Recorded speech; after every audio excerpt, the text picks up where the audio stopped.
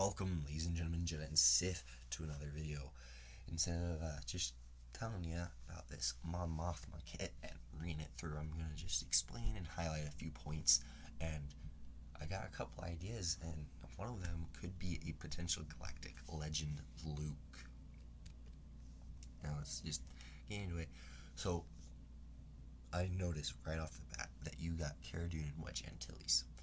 And so if we go down here to restore our public, they revive a random rebel ally fighter with 40% health and protection, and then all rebel allies have their current health percentage equalized.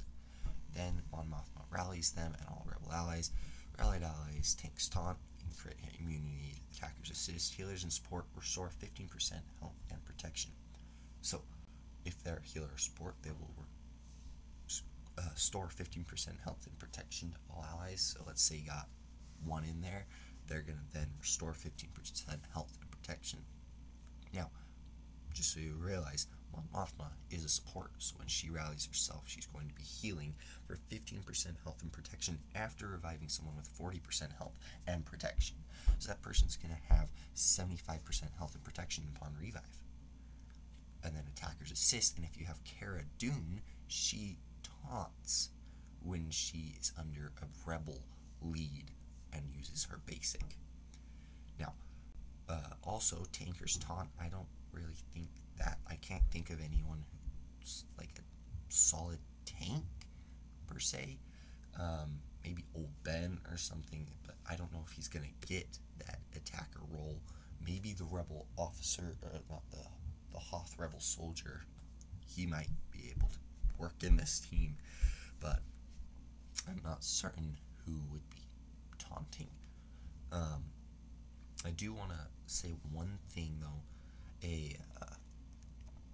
Well, we'll just switch over here, but I do think that 3-pack might be helpful, because over here, their leadership ability, let's just swap back, it says if Mon Mothma is in leadership, and all rebel allies gain 8% of their combined base, max health, max protection, offense, defense, potency, and tenacity. So if you have 3-pack in there, that health and protection combined with the bonus protection and stuff, that's going to be a huge number. So I could see a potential squad being Mon Mothma lead, Wedge, Biggs, Cara Dune, and then 3-pack.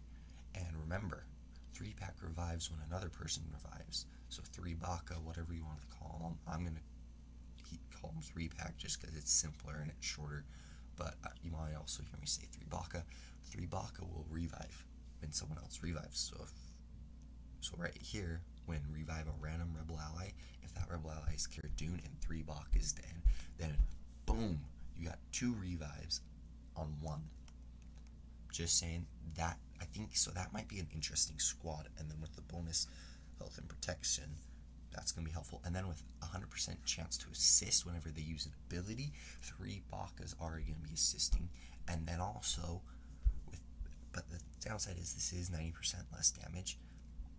And if that ability dealt no damage, the damage penalty is reduced to 45% less damage. And then that ally dispels all debuffs on the healthiest rebel ally. I'm not certain how that's going to work. Maybe the next time they attack out of turn, I'm not certain. But they have a 100% chance to assist each other whenever they use an ability. So let's say Mon Mothma uses her heal, her basic, everyone's going to assist. And if you have 3-Baka in there, I might assist twice. I'm not certain. Just want to throw that out there. Now, Mon Mothma is 50 speed. I think why they did this, I think they want her to be able to go first most of the time, but didn't want to add another takes a first turn at the start of the battle like Han and Wat Tambor, but they didn't want him to be like C-3PO, so they kind of want her to be the first one to take a turn. And because she can't be targeted and is immune to taunt effects, i.e. Death Mark, yada yada yada, she's going to be countered to Darth Revan. Because of Darth Revan's massive fear, she won't be able to be targeted, which means only her and whoever is targeted are going to gain fear. And then when someone drops below 100% health, she's not going to gain Death Mark.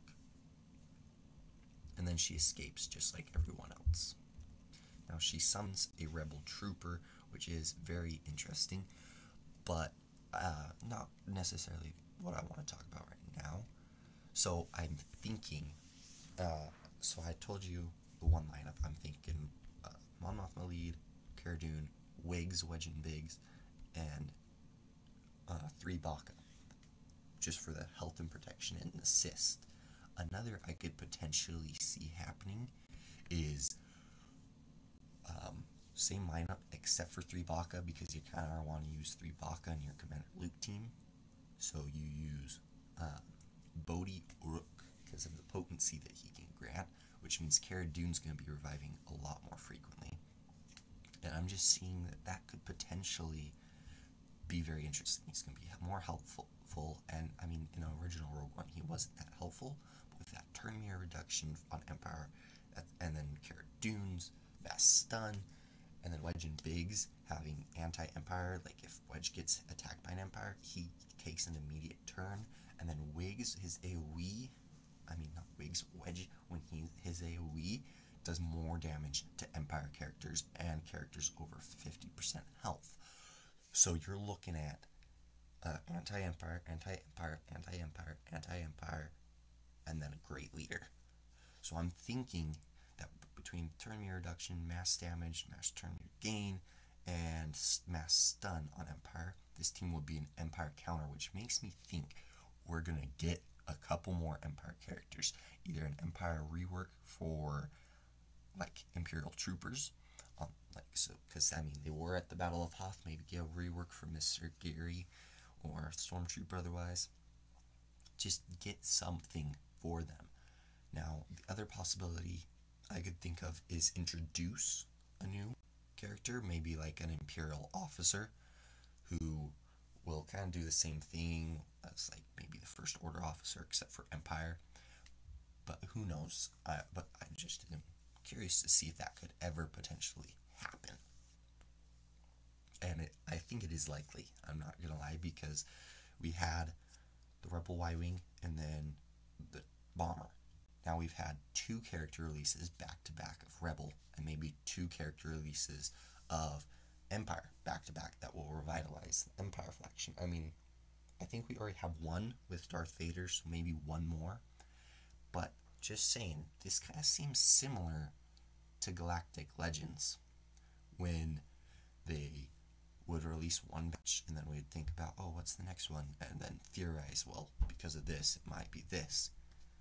I'm just saying, it might be possible that a Galactic Legend Luke is already going to be coming at the end of the year, which does seem really soon, but when these Galactic Legends, Rey and Kylo, were released at the beginning of this year / end of this year, I could totally see them announcing it end of this year and starting beginning.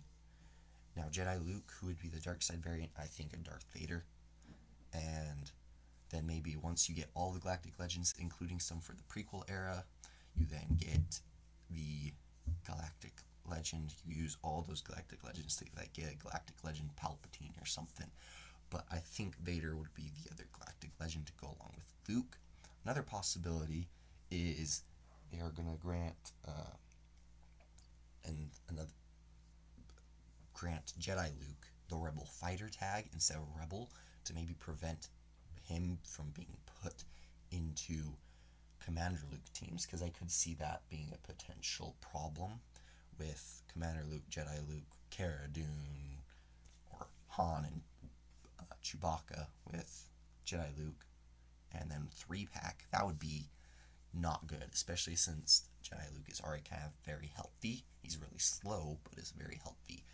And so it's possible that they might give him the Rebel Fighter tag instead. And if that is the case, it would be very interesting to see. Now, I think that's pretty much all that I really got time for today.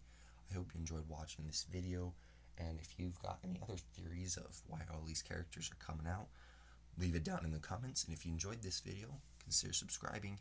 And as always, this has been the Grand Admiral and End Transmission.